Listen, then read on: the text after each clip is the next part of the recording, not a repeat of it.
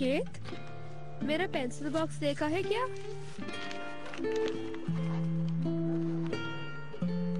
अरे पिक्चर कितनी अच्छी बनाई है। हाथ मत लगाओ। ऐसा क्यों कर रही हो बुकेत? गुस्सा क्यों हो रही हो? देख लो।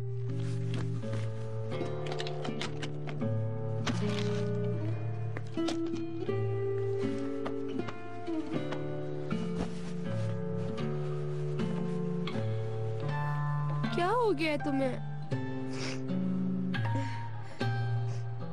अब तो बैठा नहीं जा रहा। Good night. अम्मी जान, आपने कहा था कि कोई बात करनी है मुझसे।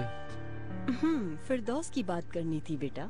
कोई बीमारी है शायद उसे। वापसी का कहती हूँ तो कोई बहाना कर देती है। कोई अच्छी नौकरी मिल गई होगी उसे। चलिए छोड़े ना फरीदा बेगम, अब आप हमारे पास ही रहिएगा यहाँ। जाहिर है यहीं रहूंगी शहरजाद, लेकिन कब तक मैं इस तरह तुम्हारे घर रहूंगी? इट्स ओके, आपकी यहाँ होने से हमें बहुत खुशी होती है।